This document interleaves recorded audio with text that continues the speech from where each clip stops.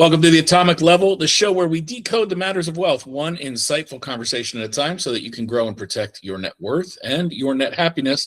I'm Chris Snook, and today I'm joined by a new friend, Cindy Kuhn, who's currently in New Mexico and is an applied futurist. We're going to learn all about what that means and her incredible background. Welcome to the show, Cindy. It's nice to see you. Thank you. Super happy to be here. Yeah, well, serendipity is always at play, and we were just in Napa Valley together at the Advanced AI and Linux Foundation's Summit on Human Agency, the Human Authorized Summit.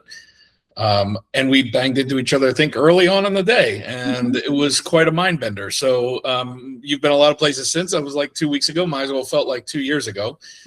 And I'm curious to get your takeaways, but also just level set everybody on kind of your background and you know why you were there, but also what you work on today versus what you've been working on in the past. Oh, so many things. Okay. Well, to start, I was there because as an applied futurist, and we'll talk about what that means, I've been looking at artificial intelligence, the advent of generative AI since about 2017. At my threat casting lab that I co-created, and we can get into that. But my interest around AI is the human-centric piece. So everything you'll hear me talk about is humans, humans, humans.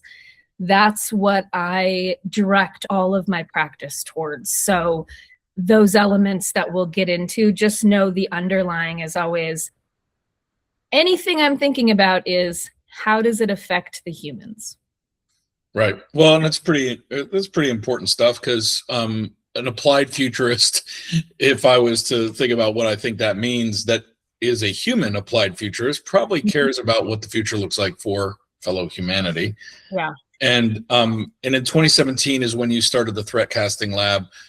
Talk to us a little bit more, just for context, like what is that? Who was the client base for that? And did that evolve out of prior work? And if so, what? Because I know we talked a little bit about your interesting background and through some of the shared networks we had at ASU and some other things. But just give us kind of the Dun and Bradstreet version of pre-threat casting lab and then post-threat casting lab, because I think that's a good context. Yeah. Well, it is, because it all comes together to where you find me today. So my way back background, I was born and raised in Western Michigan, and I went to art school. So I'm trained as a creative. And then I moved out to the West in the 90s to get my master's at Arizona State University, specifically in an area called social practice. And social practice is an area of study and an area of work for creatives, excuse me, that you take a social issue, idea, concern, and you build a creative structure around it to elevate that concept into the cultural zeitgeist of what is this. So that, my first iteration was a manufacturing company. So for about a decade, I had a paper goods manufacturing company that rode just its beautiful course. And I did everything I wanted to do in that industry with that part of the business. And then I needed more cognitive challenges. So I pivoted to producing because my brain naturally thinks on really big scale. It's just how I came to be. So I started to do producing for human events where people were coming together to do interesting, thoughtful things. That morphed into, I started to be an experienced producer for the president, Michael Crow, president of ASU, who had me work on wild and wonderful adventures over about 14, 15 years, where I was a contractor. So my main company, Laboratory 5, has always been the company leading. And then I'm hired as a really a producer for hire to not just realize events, but bring whole concepts to life. So things like my futures work began with an opportunity through Arizona State University with an organization called Future Arts Research, where we got to look at how does art affect justice? How does art affect architecture and housing? So big picture things like that. And then that led me to launch many labs, institutes, organizations, and centers. That became something that I worked with a lot of brilliant humans, scientists, poets, incredible humans who accidentally got a whole shit ton of money and then went, oh no, I'm a poet. Oh no, I'm this, scientist, I'm this humanities. I don't know how to actually stand up a business and run something. So because I had the creative background, because I have the mind of scale, and because I have a business brain, that is a great cacophony to work with folks who come into money and don't know how to stand anything up to be realized. And the money that they were coming into, was this through grants? Was this through university research stuff, federal funding? Where did it come from in that instance? Yeah, I mean, all of the above. So foundations give money that is intended to have institutes have dynamic centers to offer specific populations or specific type of learning or specific type of research. And so that could come from foundations. It could come from a variety of granting organizations, federal, state, local, county. I mean, the thing is, when you really are identified as the person who understands some lane uniquely that someone wants to have their own name on, their own stamp on, they're looking for who to fund, who to be the researcher, who to take this, who to gather that community. And so that became something that, because I am naturally community driven, all the pieces I could really understand. So then I launched the School for the Future of Innovation and Society for Arizona State University in Washington, D.C. And in that, I had a partner, Brian David Johnson, who is a futurist. And we had met earlier in, one thing to mention that I did for President Crow was a event multiple years called Emerge, where artists and scientists and engineers reimagine the future. And that let us work on scale. We built projects out to the year 2045 on some of the occasions. And Brian David Johnson had just come in as a futurist in residence at Arizona State University. And we worked on this project together, launching this School for the Future. And after it wrapped, we had such a connection in our understanding around futures work, foresight practices, and creative practices that he had just left the Intel Corporation, where he developed threat casting as a methodology inside Intel, which is what built your smart TV. Mm-hmm.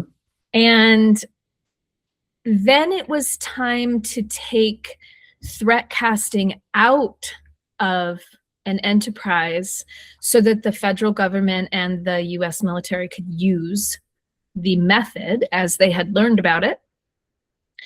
The method at that time of threat casting, which I'll tell you in a second what that is, was just internal spreadsheets, really figuring out around threats around future technology and enabling technology. So that's where it was born.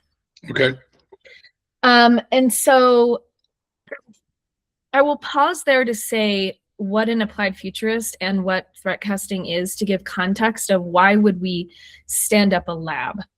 So my work as an applied futurist looks like this. To break down futurist first, it is part social science, which means research, writing, interviews, analysis, and synthesis. That is what you're doing as a futurist. And it's a lot of data. And if you're a data nerd, it is dreamy because you swim in data like you can't believe how many things you get to work with.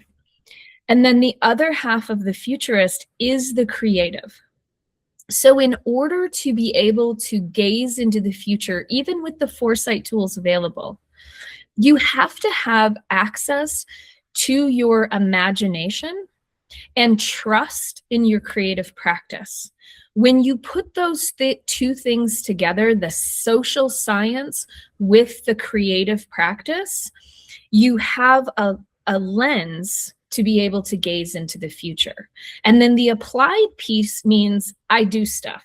So I'm not a think tank. I don't talky talk all the time. I actually take all of the data research that our team analyzes and we turn it into stuff. Now, what's important is the stuff we turn it into, we are the prototypers. We are we're the sketchers, we're the mock-ups, we're the script writers. We hand all of our work over to our neighbors who are the live world builders. They do if it's a script, they go and make a film.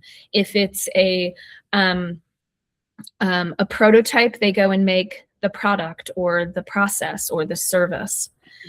So that is what is an applied futurist. Now, threat casting specifically, what we're doing is we are building things called effects-based models. And we are looking at how does something affect a human being. So I tell people as they're working with us that they're building a script. So the entire activity of it, we bring people together for exercises. They are on small build teams. They build these scripts because what they're actually doing is they're building a specific person that they get juicy with. Tell us all about that person. I want to know their dog. I want to know about their family. I want to know about their job. I want to know all about that person. Tell me everything you can think of. Build them. Then, if we're threat casting, the very next step you're going to take is you're going to create an adversary and you're going to make something really, really bad happen. Mm-hmm. So you just made this person that you really like because you had fun with it. Now I'm going to ask you to ruin their lives, but not a little bit. I'm going to ask you to destroy their world so severely that you are actually feeling bad because, one, it's an empathy hack. If I get you to care about that person, you're going to give me better data. Mm-hmm. It's what it is.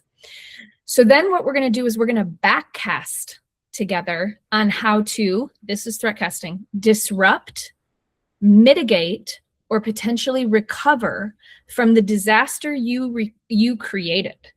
And we're going to go back from whatever time you picked out in the future, say 10 years or 40 years, whatever you want to work with. We're going to come back to today, and we're going to figure out how to make sure that doesn't happen. And you're going to work really hard at it because you just built a person you care about.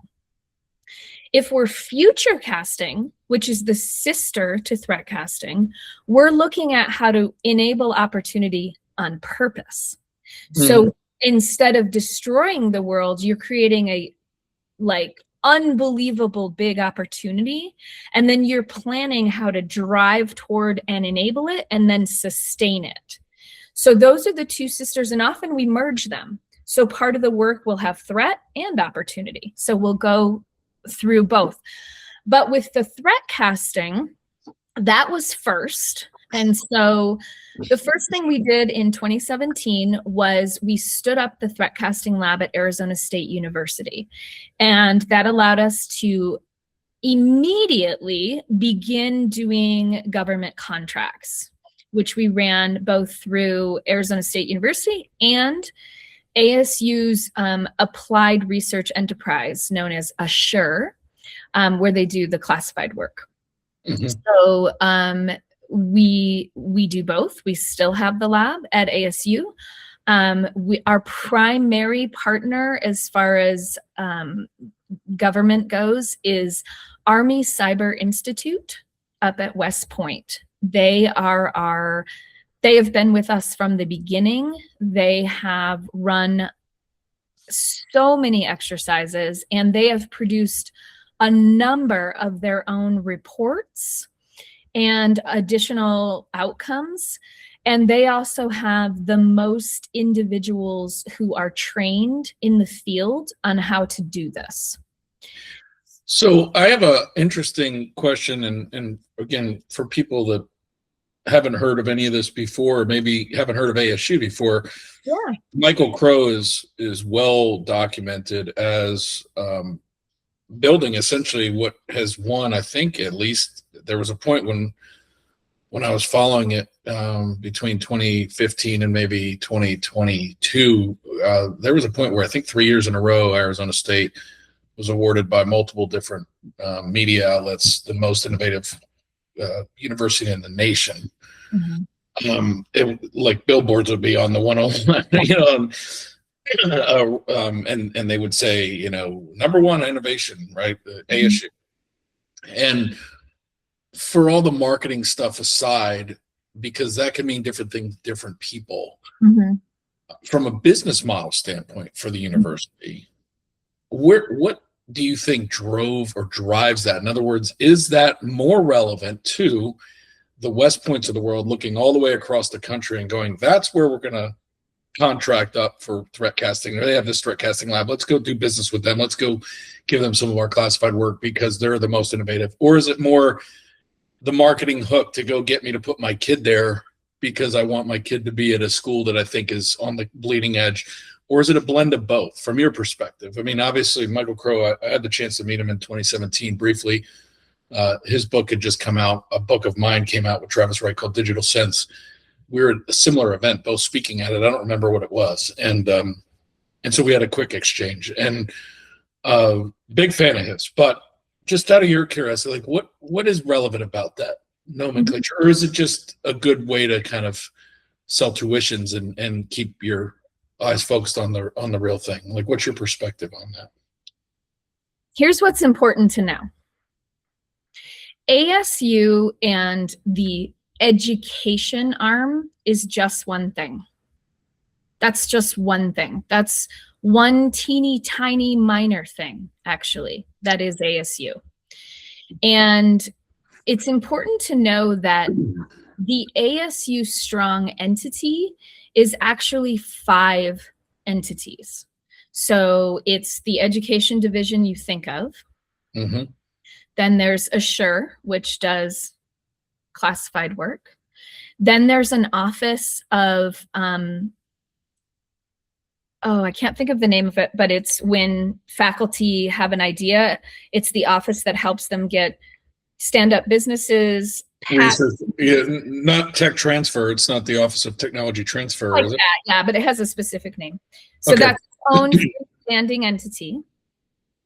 There's the foundation, of course, which is its own freestanding entity. There's a global international entity that does all, like if you show up in Kazakhstan at a university, it will look like ASU adjacent. It is a strong, powerful body that is putting ASU all over the world. Then there's the final entity, which is the real estate holding company. So, well, and then there's the athletic program, right? But that's not separate. So athletics is underneath the university education. Yeah. Okay, gotcha. That's not its own freestanding.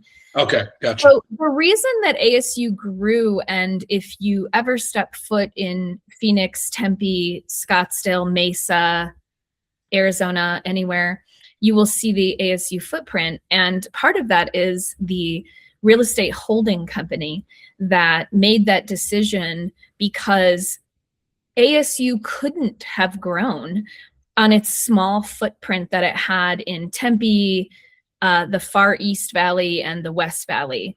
That was too contained. And so the initial of growing the downtown campus, and downtown had the arts, which was totally awesome, and it still does, but not much business or commerce other than the big bank entities and such. So to bring that life, you needed that real estate.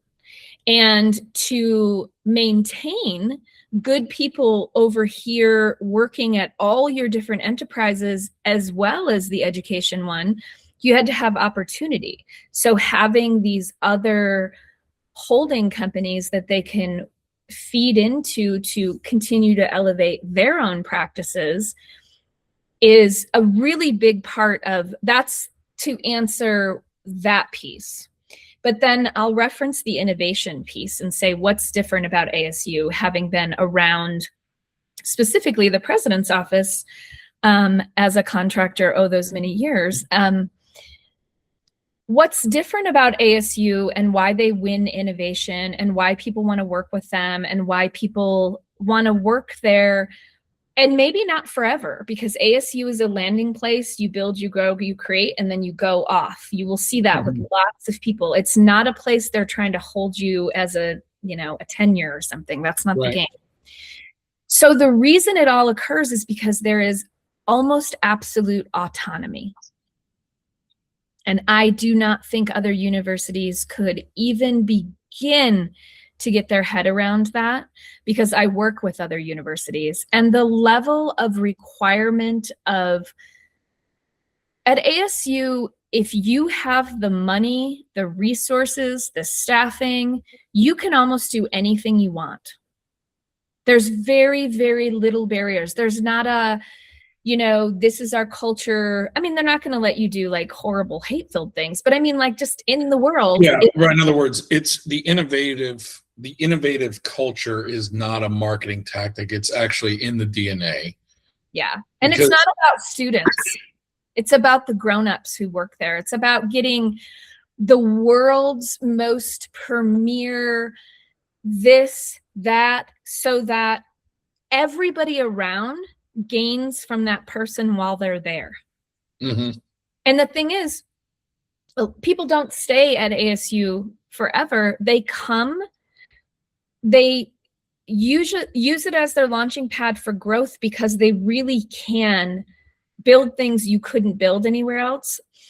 There are also so many facilities related to the ASU fingerprint everywhere. So if you want to do this, go to the LA campus. If you want to do this, go to the Washington, D.C. campus. If you want to do this, it's just, and the thing is, you are actually penalized at ASU if you don't break the silo.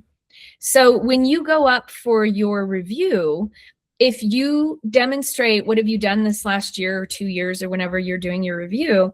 Oh, I only did things in this tower. They're going to let you know that's not going to apply. So with intention, it cultivates a body of people who want to crisscross, who want to be, I play a horn, but I really want to work with this scientist on this. Well, yes, you need to go do that. That's why innovative and crazy things happen, because there's an actual requirement that you reach way outside of where you're at. And even in the disciplines of degrees,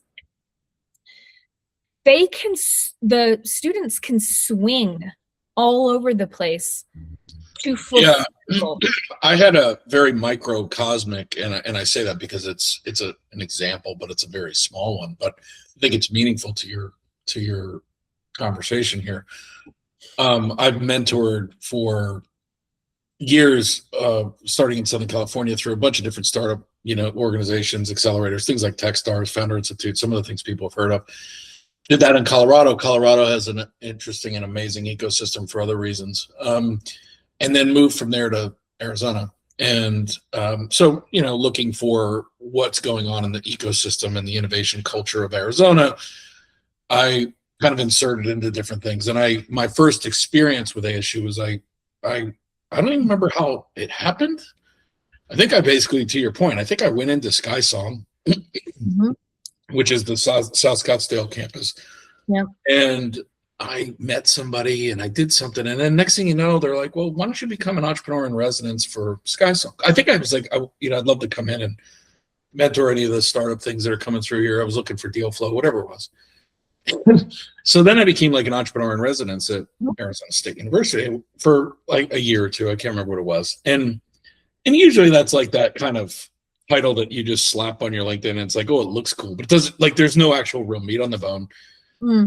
But I would sit at Sky Song and I would do office hours. I think that's how I started it. I just did office hours. And then through that, I met a person. I can't remember his name now. It's a great guy. And he had a thing called Hacks for Humanity. Oh, yeah. You may know Hacks for Humanity. Yeah, of course. And what fascinated me about that and what I thought was interesting, this was before I kind of understood that this was in the DNA at a broader level. It was just kind of like, oh, I thought it was maybe just a professor or something that kind of had a neat idea and was executing it and didn't really care if it spread, right? But the thing that was unique about it was I'd done a lot of hackathons across Colorado and across other things over the years. But the one about in ASU was it was very intentionally designed as a cross-pollination. Yeah. And it was called Hacks for Humanity because it was basically, it was open to the entire university. And I don't even think you could compete as a team. You couldn't compete unless you had 3 different disciplines on your team. So you could have as few as 3 people, but if you had more than one coder, you couldn't qualify. You had to go get another person.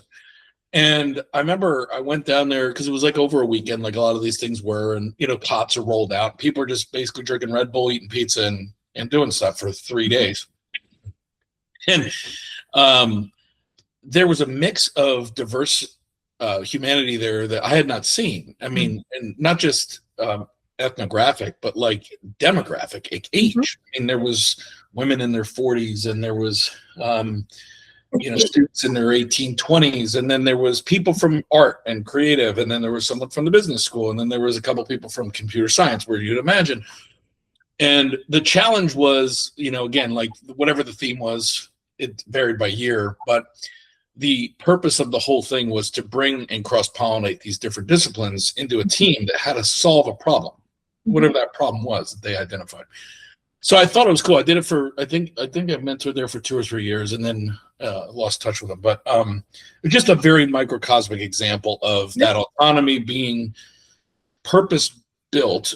So let me ask you a threat casting question. Let's say that the persona isn't a person. Let's say it's higher education itself. So let's say I go embody this thing of what I think higher education is, why I love it, why it's important, what its future looks like over the next 10 years. And then I take the other side of that coin and I go, great, how am I going to ruin higher education's life? How am I going to make the Ivor Tower come down, the $50,000, $90,000 a year BS tuitions that lead to no jobs? How am I going to destroy that? Or how am I going to just lean on it because it's already kind of falling? If the threat cast was to take out higher education as we know it, because AI is now available to everybody with a mobile phone. Yep. Where does ASU stand in readiness to that compared to other university systems? And how does the threat casting model work if you looked at the concept of collegiate education in general and the value proposition? So I'll give you a 2-part. First of all, I cannot speak to how ASU is prepared for that at all. I do not know. So I still have an appointment there at the Emergency Management Center for Homeland Security, which is in the downtown campus. So I have an appointment and I still do work, but in January 22, I stopped working for the president's office because I moved to New Mexico to stand up the Applied Futures Lab. So I am currently not in the loop. So I honestly cannot speak to that. And I right around that same time, January of 22, is when my kind of more hands-on experience with anything touching ASU. I guess if I was to guess, I would think, and I'm saying I'm guessing, and you don't have to respond to this or not, but if I was to guess, I would guess they're more prepared than other universities. But I guess in general, If we zoom out, what does the future of that look like from your perspective? If we zoom out and we make it not about ASU at all, just like what do you think the future of that value exchange is across those 6 different divisions?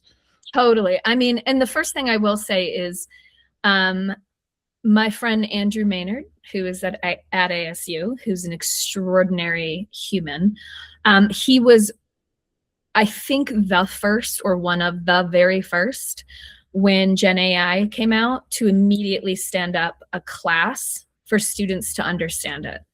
So and that's the kind of example of like, he said, whoa, we need this now. And he did it. And no one there was no board saying, well, wait a minute, how do we feel about that? They just let him run, right? So that's kind of ASU that I know. I would say education as a whole. I mean, one thing, let's go all the way to elementary and say, you know, with the partnership with Khan Academy, with OpenAI, that's revolutionary. That's a place to watch right now. Khan Academy is the academy most schools use to get through a lot of curriculum.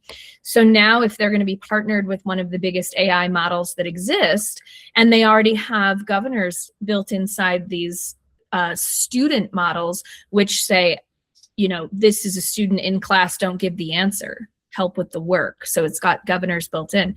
So that is a place to watch for sure. That is new news since that happened this past fall. So then if I look at higher ed, I'm going to say 2 things.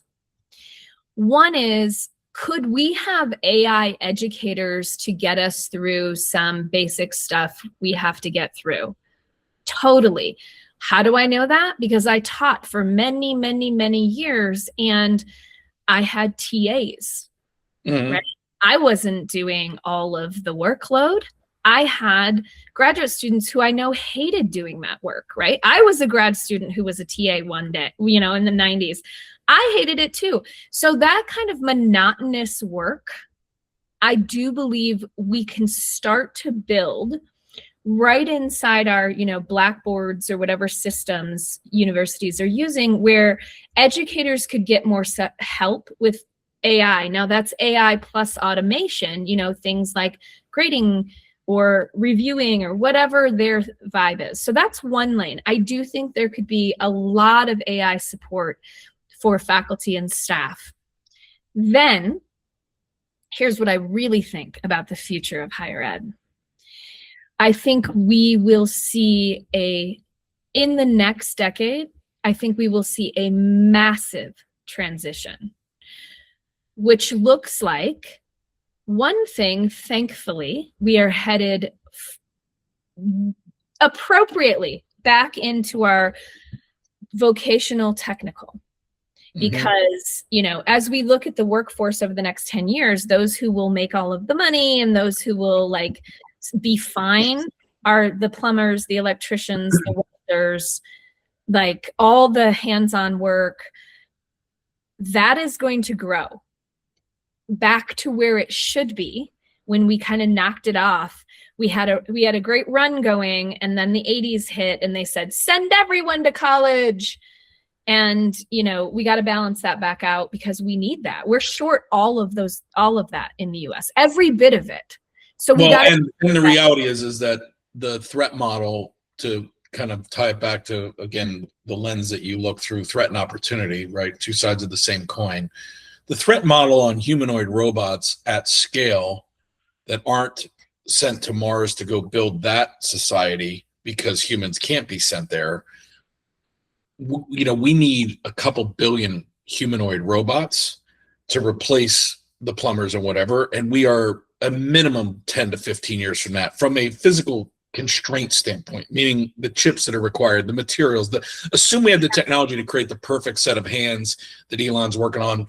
If we had that today, we still don't have enough raw material and the ability to refine the raw materials needed to create a billion humanoid robots to mirror the workforce. Have to be fixed. Who's fixing them? Who's fixing them? And well, even when they start fixing themselves, again, there's a decade of gap between that taking your job. Whereas in knowledge work, your job is probably, as you know, it is probably gone inside the next 12 months. So there's not the same speed to replacement for the technical job or for that laborer job or for that electrician or that plumber. Even if humanoids were here, they're going to be sent to war, or they're going to be sent to Mars to go build society. They're not going to be replacing your local plumber tomorrow. So there's enough of a horizon of time, is my point, from a pure constraint standpoint, for those jobs to pan out and provide a nice living. And that is making the assumption of a lot of city activity. The minute you enter rural society, that will not work. Right. For so many reasons. The threat set around rural America and ability to operate those things, I'm telling you, is virtually non-existent, which is why, things like auto repair hardly exists in rural communities anymore. People in rural communities are driving hours to get basic things like that. So that's the next wave. It's like you go, okay, well, maybe we could get those in all of the, big companies and even in the restaurants and cities and all that stuff. Every mile you trickle out, that just gets harder and harder to accomplish. So there's that. And then the other thing that we're headed towards, which is a glorious thing, as a futurist, I am a ridiculous optimist. Really, I am. And it's because I get to spend all this time thinking about the no good, very bad, terrible threats. And then I get to see how we're going to not have them happen. Right. And so I have all this information of what I know that doesn't occur. And so my optimism is big, very, very big because of that. So the other thing I see happening. Which is an interesting, it's actually a very interesting thing. I don't want to blow past that, because when I met you, we didn't talk at length about, this is the longest conversation we've had, and this is designed that way because we want to capture it in real time. Yeah. But energetically, when we ran into each other at the breakfast table or whatever and started the network, as it were, there was like this complete embodiment of that. I'll call it joy, or just kind of peace of mind. And so then to understand that you are the co-creator of a threat casting lab, that you spend your time working with classified clients like Department of War and DOE, and all the myriad of things that could go wrong, the grid coming down, and all the reasons why the threat casts for that have to be modeled out, and what that means for the persona that I care about, like you said, to then not have it be like just positive thinking, like to have it be probably data driven. You can kind of look at risk and likelihood and probabilities and go, well, yeah, all that's possible, but probability, no, I'm feeling pretty good about it. Like, I think that's a big statement. Because a lot of people are not feeling that right now. I've had several interviews this last week with different guests, and this anxiety is real across the board, across family offices, across high net worth individuals, across lay people, across students, across boomers, across Gen Xers. Like, there is a permeating anxiety level that is not just because of the mobile web and social media and all the things that we already know have caused that, but like, that is genuinely, I think, at a pretty peak level.